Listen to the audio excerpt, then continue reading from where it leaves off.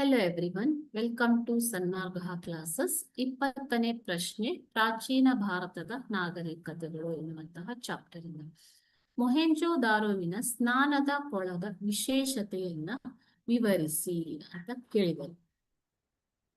ಮೊಹೆಂಜೋ ದಾರೋದ ಸ್ನಾನದ ಕೊಳ ನೀವು ಈ ಪಿಕ್ಚರ್ ಅಲ್ಲಿ ನೋಡ್ತಾ ಇರ್ಬೋದು. ಸೊ ಈ ಮೊಹೆಂಜೋ ದಾರೋ ಪಟ್ಟಣ ಇನ್ನೊಂದು ಪಟ್ಟಣ, ಹರಪ್ಪಾದಂತೆ ಮೊಹೆಂಜೋ ದಾರೋ ಕೂಡ ಇನ್ನೊಂದು ಪಟ್ಟಣ. ಹರಪ್ಪಾದಲ್ಲಿ ನಗರವನ್ನ ಹೇಗೆ ನಿರ್ಮಿಸಿದರು ಅನ್ನೋದನ್ನ ನೋಡಿದ್ದೀರಾ, ಪೂರ್ವ ಮತ್ತು ಪಶ್ಚಿಮ ಭಾಗಗಳು ಇಲ್ವಾ. ಅದೇ ರೀತಿ ಮೊಹೆಂಜೋ ದಾರೋದಲ್ಲಿ ಒಂದು ಕೊಳವನ್ನ ಕಟ್ಟಲಾಗಿತ್ತು. ಇದನ್ನ ವಿದ್ವಾಂಸರು ಸ್ನಾನದ ಕೊಳ ಎಂದು ಕರೆದಿದ್ದಾರೆ. ಮೊಹೆಂಜೋ ದಾರೋ ಪಟ್ಟಣದಲ್ಲಿ ಒಂದು ಕೊಳವನ್ನ ಕಟ್ಟಲಾಗಿತ್ತು.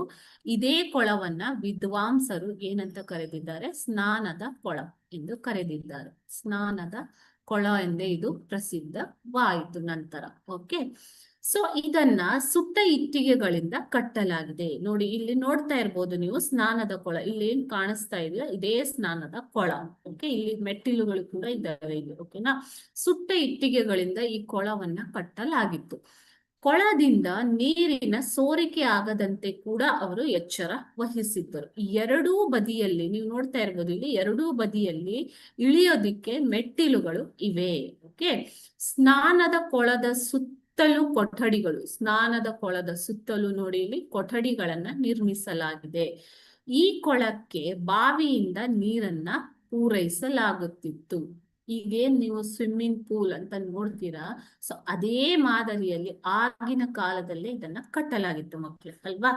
ಸೊ ಬಳಸಿದ ನೀರನ್ನ ಆಚೆ ಹೊರಗಡೆ ಬಿಡುವ ವ್ಯವಸ್ಥೆ ಕೂಡ ಇತ್ತು. ನೋಡಿ ಎಷ್ಟು ಸುವ್ಯವಸ್ಥಿತವಾಗಿ ಕಟ್ಟಿದ್ದಾರೆ ಕೊಳನ ಅಲ್ವಾ. ಈ ಕೊಳದಲ್ಲಿ ಮುಖ್ಯ ವ್ಯಕ್ತಿಗಳು ವಿಶೇಷವಾದ ಸಂದರ್ಭಗಳಲ್ಲಿ ಸ್ನಾನ ಮಾಡುತ್ತಿದ್ದರು. ಕೊಳವನ್ನ ಮುಖ್ಯ ವ್ಯಕ್ತಿಗಳು ವಿಶೇಷ ಸಂದರ್ಭಗಳಲ್ಲಿ ಸ್ನಾನ ಮಾಡಲು ಬಳಸುತ್ತಿದ್ದರು. ಸೊ ಇದೇ ಈ ಸ್ನಾನದ ಕೊಳದ ವಿಶೇಷತೆ. Okay, thank you.